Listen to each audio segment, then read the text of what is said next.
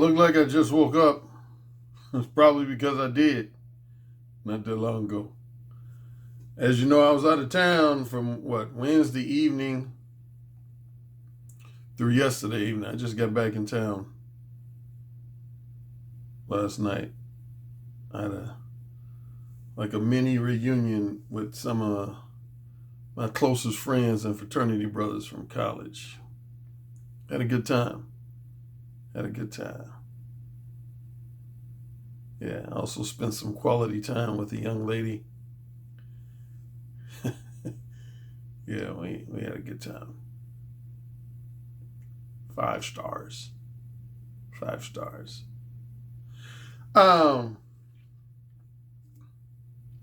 Speaking of the time I spent with this young lady, because she's very familiar. She watches my YouTube videos. And so she's very familiar with the manosphere, a lot of the talking points in the manosphere. Yeah. And I was telling her that, and this has been going on for a long time, man. Some guys, man, just be putting words in my mouth that I didn't say, man. And it just trips me out when people do that. People, guys, some guys, not a lot of guys. I ain't gonna say it's a lot of guys who do this. It might be only a very small percentage of guys, but some guys.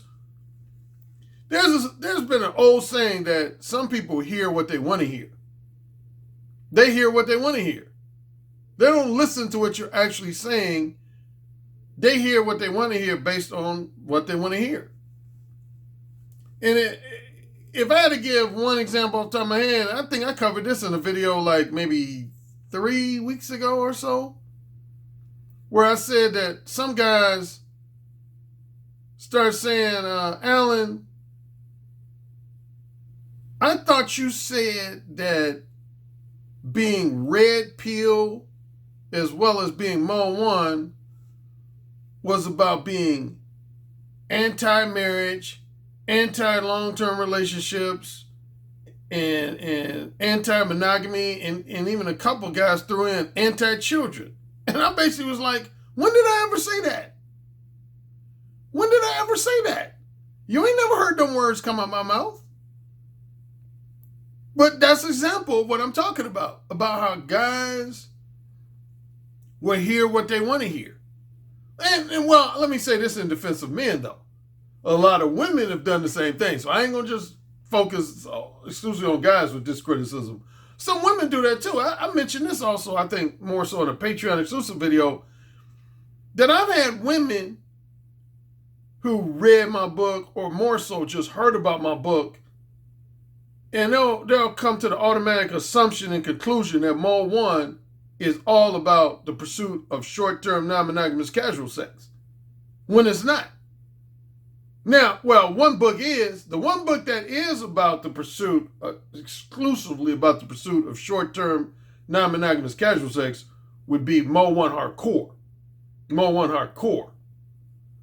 Yeah, my ebook called Mo 1 Hardcore. Now, that book, that ebook, is about specifically the pursuit of short-term non-monogamous casual sex. But my regular Mo 1 book,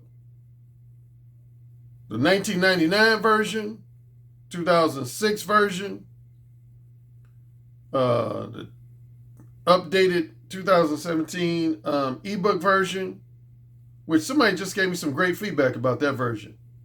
Yeah, I had a guy just in the last week. He said he got the updated 2017 ebook version of Mo 1. He literally ranked it as the best self-help book he's ever read to do with dealing with women. Yep, he actually said that. He said that's the best self-help book he has ever read in his entire life related to dealing with women. I appreciated that high compliment. And then my 2014 audiobook version. But again, my main Mo 1 book is about the pursuit of all 4 types of sex. Again, there's only 4 types of sexual companionship you're going to engage in with women. And that would be short-term non-monogamous sexual companionship, short-term monogamous sexual companionship, long-term non-monogamous sexual companionship, and long-term monogamous sexual companionship.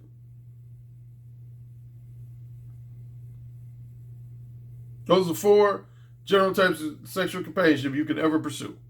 Short-term non-monogamous, short-term monogamous, long-term non-monogamous, and long-term monogamous. Now, I know the term long-term, short-term might vary from man to man. I've always given my own definition, but that doesn't mean you have to adopt my definition. You might have your own different definitions for what you constitute as long-term versus short-term. For me, I consider a long-term sexual relationship is any relationship that lasts roughly a year or longer. A year or longer. Actually, I would say preferably 15 months or longer. 15 months or longer, but I'd say minimum a year or longer. That's what I categorize as a long-term relationship. If you're in a relationship that has lasted 15 months or longer, and I'd say bare minimum 12 months or longer, that means you're involved in a long-term relationship, whether it's long-term monogamous or long-term non-monogamous. I define a short-term relationship as any relationship that's roughly 11 months or less. 11 months or less. It can be as short as 1 day, 24 hours, or it can be as long as roughly 11 months. I consider anything 11 months or less as a short-term relationship, whether it's short-term monogamous or short-term non-monogamous. And yeah, Mode 1 applies to the pursuit of all 4 types of relationships. Again, long-term monogamous, long-term non-monogamous, short-term monogamous, short-term non-monogamous. It doesn't apply just exclusively. But yeah, I've had men say, Alan, I thought, you did a video where you mentioned marriage. I thought being red pill and or Mode 1 was anti-marriage. Please show me the quote in my book where I said I've never said I was anti-marriage. Even in the Beta Male Revolution, that's probably the one book where I probably do the most discussion about marriage is the Beta Male Revolution. But I never said I was anti-marriage. Because see, here's the thing, man, that you got to understand about marriage. Marriage is neither a good thing or a bad thing. Marriage is neither a good thing or a bad thing. Marriage is what it is. I'm sure most of y'all heard that comment about different things, aspects of life, where people say it is what it is. When people say it is what it is, one of the things they're saying is that means it's neither good or bad. It's all about your matter of perspective. Remember I did a video in 2017 where I kept emphasizing the word perspectives. All about the best example of perspective, of course, is the old concept of placing 4. I got a doctor's appointment, so I got to watch the clock. Hold on. Yeah, I can only talk for a few more minutes because I got a doctor's appointment. So I'm gonna talk for a few more minutes, then upload this video. Then I'm not gonna record the Patreon exclusive video right after this. I'm probably gonna record that later on this afternoon and then upload it. But after I finish recording this video, I gotta go to the doctor's appointment, check on my health. I have a doctor's appointment at least once every 3 months, 3 or 4 months. Yeah, I think once every 3 months. I go to my family physician. She gonna dog me though, because I've gained weight, man. Since mid to late December, I've gained about somewhere between 20 to 25 pounds. I gotta get focused again. Yep. Yeah, man. The last week in December, I was as low as 207. I was as low as 207. And when I weighed myself, I think yesterday morning, I think I was like 230 or 231. So I got to get back down. But anyway, that's another story for another day. But yeah, the best concept that evaluates how different people could have a different perspective on things is the classic evaluating 4 ounces of water in an 8-ounce glass. 4 ounces of water in an 8-ounce glass. What's the general 2 perspectives you can have on that? Well, technically 3. You can have an optimistic perspective. You can have a realistic perspective. Or you can have a pessimistic perspective. Those would be the 3 perspectives you can have about that 4 ounces of water in an 8-ounce glass. You can have an optimistic perspective, a realistic perspective, or a pessimistic perspective. What would be the difference? If you look at 4 ounces of water in an 8-ounce glass and you say, wow, that glass is half full, that means you're attaching an optimistic perspective to that 4 ounces of water in an 8-ounce glass. What you're basically saying is, I believe the starting point of that glass was 0 ounces of water, but then someone poured 4 ounces of water in there, and more than likely, someone is going to pour an additional 4 ounces of water in that glass sometime in the near future, which will make the glass full. So your perspective is that glass is half full. I would call that the optimistic perspective. And there's nothing wrong with being optimistic, as long as you don't transition into the zone of being delusional. You never want to transition into the zone of going from being optimistic and positive-minded to being delusional. But yeah, that would be the optimistic perspective. On the flip side, you can look at 4 ounces of water in an 8-ounce glass and say, that glass is half empty. That glass is half empty. What you're basically saying is, I believe that originally there was 8 ounces of water in that glass, and someone either poured 4 ounces out or drank 4 ounces out of that glass.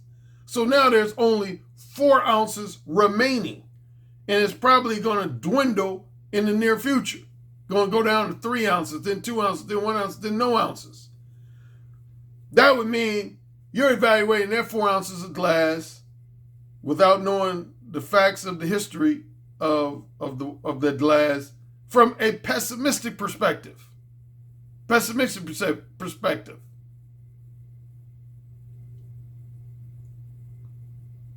Yes. And then right in the middle between optimistic perspective and pessimistic perspective would be realistic perspective, which would simply be saying there's 4 ounces of water in that 8-ounce glass. You saying there's 4 ounces of water in that 8-ounce glass.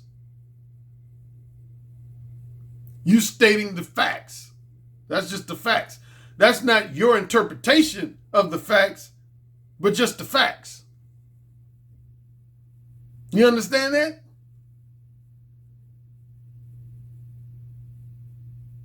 See, if you remember, if you've been following me for a long time, again, I got to watch the clock, but I gave a similar analogy back in 2017 when I think the video was called, it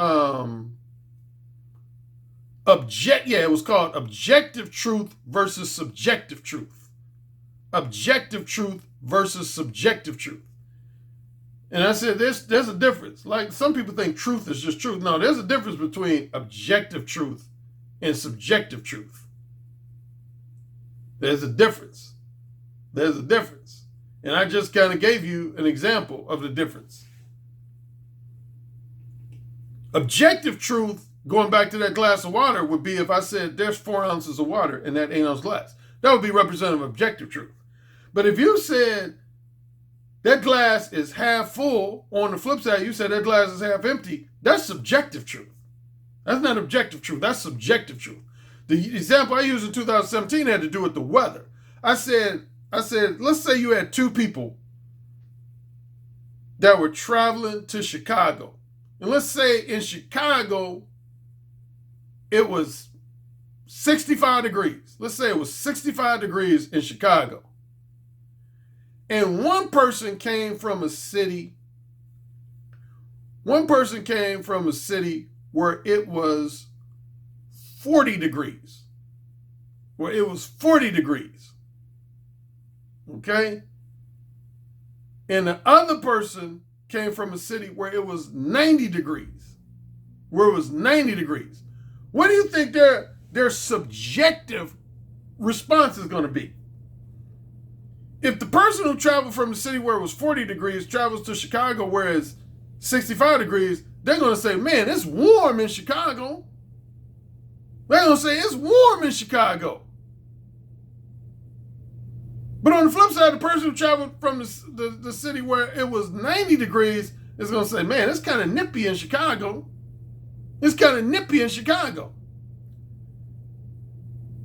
Now, who's telling more of the truth? The person who says it's nippy or the person who says it's warm? Well, the truth of the matter is both of them are telling the truth. But they're telling subjective truth. The person who says it's warm is telling the truth, but it's subjective truth based on where they came from. The person who said it's nippy in Chicago is telling the truth, but it's subjective truth based on where they came from. You following me here? You follow me? I hope you follow me. I hope I ain't going over too many people's head with this. Now, if you just simply said it's 65 degrees in Chicago, that would be representative of objective truth. You can't deny that or argue with that.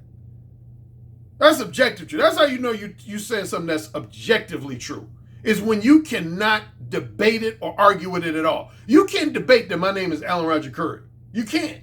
You can't debate that today is Monday, July 22nd, unless you live in a city or country where it happens to be, 24 hours ahead or something.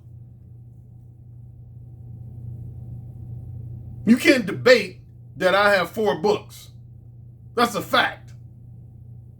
Actually, a minimum of 4 books. Technically, I have more than that, but mainly 4 books. As objective. Objective truth is something you can absolutely positively, you cannot debate it. You cannot argue it. If you can debate something or argue something, that's not representative of objective truth. That's representative of subjective truth. Because objective truth, you can't argue with it. If it's 65 degrees in Chicago, you can't argue with that. Can't debate that. But if you express subjective truth, which is, hey, it's warm in Chicago, you can debate that. If you come from a city, where it was hotter than Chicago. And on the flip side, the guy, a man or woman who came from the city where it was real warm, 90 degrees, and they say it's nippy in Chicago, I could debate that. If I came from a city where it was chilly. Now just apply that all to a lot of aspects of dating. Like I hear people say, marriage sucks. Marriage sucks. Okay, then why people still get married then? Why people can still get married? Why are there some married couples that have never filed for a divorce or gotten separated?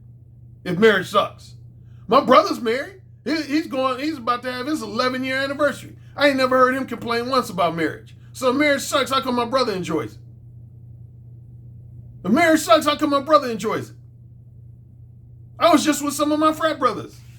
And at least, 2/3 of them, of my fraternity brothers that I pledged with, they're married. Some of them been married for as long as almost going on 30 years. Yeah, I got at least 2 frat brothers. No, 3. I got at least 3 fraternity brothers that I pledged with. Their marriage is headed towards 30 years. So for somebody to say marriage sucks, that's not a fact. You can express that as an opinion. Everybody's entitled to opinions, but if you express that as a fact, I'll be able to break you down and destroy you. Because that's not a fact that marriage sucks. I did a Blog Talk Radio episode about that. It was called if marriage is so great, why so many divorces? But if marriage is so bad, why are men still proposing marriage and still getting married? It's all about perspective, man. Marriage to me, is neither good or bad. It's about what you make it. Number one, for starters, it's about choosing the right woman. Or well, since I'm talking mostly men, I'll say choose the right woman. But of course, for women, about choosing the right man. Yeah, that's the biggest thing that's going to contribute whether you have a good marriage, great marriage, a disappointing marriage, or horrible marriage, is the quality of woman you choose. You got to vet the woman, man, before you propose marriage. But I disagree with guys who come at me saying, Alan, you should be telling guys not to get married. I ain't going to never tell no guy not to get married. That's a personal decision. That's a personal decision. I ain't going to tell no guy not to get married. But yeah, there's nothing in my books where I express anti-marriage. And similarly, some guys have quoted me or misinterpreted me as suggesting that I'm anti-long-term relationships. I ain't never said that.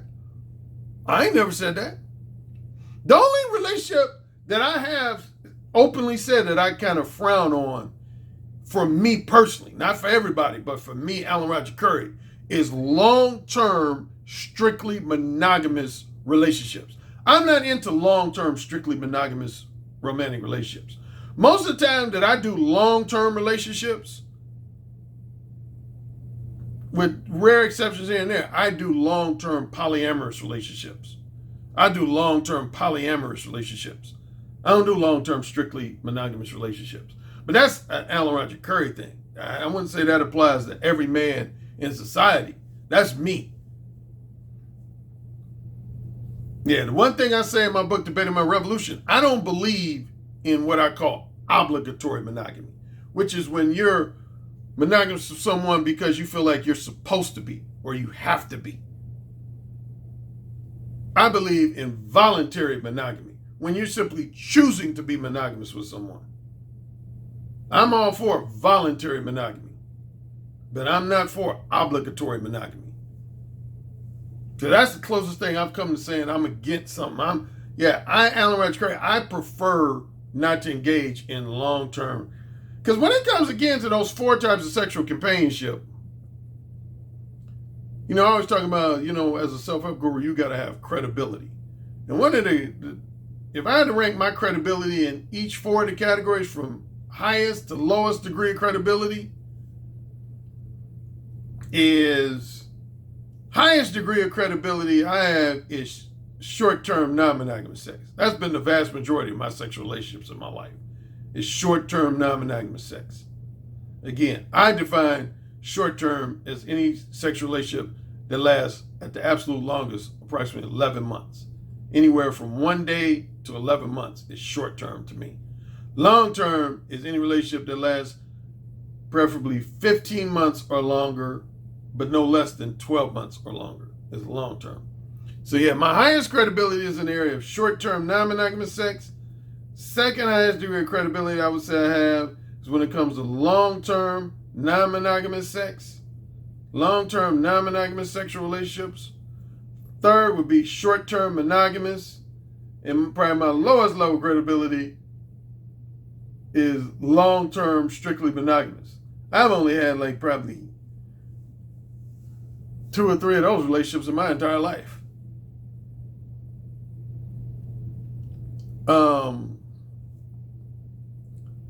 But yeah, man, marriage is what each individual couple makes it. Marriage is what each individual couple makes it. And I can go with a lot of things. People say, having children, that's a horrible thing. You shouldn't have children anymore. Really? Insert dog face here. What if your mother or biological mother or biological father had said that we shouldn't have any children? You wouldn't be here. Shoot, I'm glad my mother and father decided to have children. I'm glad because I got the gift of life. It's come with its challenges. It's come with its unexpected episodes of adversity. But I'm here. I'm doing well. So, a lot of things to do with life in general and to do with dating relationships comes down to a matter of perspective. You know, I hear a lot of men on YouTube always complaining about behavior of women, and they'll say stuff like, all women are fucked up. That's your perspective. That's not a fact. That's your perspective. Even more specifically, I hear a lot of black male guys say all black women are fucked up. I ain't never said that. You ain't never heard me say that. Because most of the black women I've dealt with in my life have treated me like a motherfucking king. And I'm just keeping it real. They treated me like a damn king. Y'all know the story. I've had black women buy me clothes. I've had black women pay my bills. I've had black women let me use their cars. I've had at least one black woman invited me to fuck her own sister. I've had sex with a black mother and a daughter before. Why would I ever have any motivation to say black women ain't shit? And see, now somebody's going to say, see, I told you, Elmer Currie, he's benefited from black female fuckery. You can call it whatever you want to call it. But I know most of the sisters I've dealt with, I've had my way with. Particularly when it comes to casual sex. Now, again, when it comes to long-term monogamous relationships, that wouldn't be a true statement. But when it comes to casual sex, yeah, most of them black women I've dealt with, I had my way with. Particularly when I was in my 20s and 30s, I had my way with them. Perspective, man. Perspective. You're going to always evaluate things from your perspective based on your past experiences, your past observations. That's going to formulate your opinions, your attitudes, your beliefs. Perspective. Keep that in mind. In my Patreon exclusive portion, which I probably won't record until a little later this afternoon, is going to center around stuff to do with dating versus being in a relationship. A lot of people use that interchangeably. But I wrote an article in Examiner a while back. There's a distinction between the dating process and relationship process. And then I'm going to touch on some of the things to do with marriage, since I brought up marriage. I want to talk about that there's at least minimum 2 or 3 benefits for men of getting married. A lot of men want to act like there's no benefits to marriage. I disagree. At bare minimum, there's at least 2 or 3 benefits for men to get married. And I'm going to discuss that in my Patreon exclusive portion.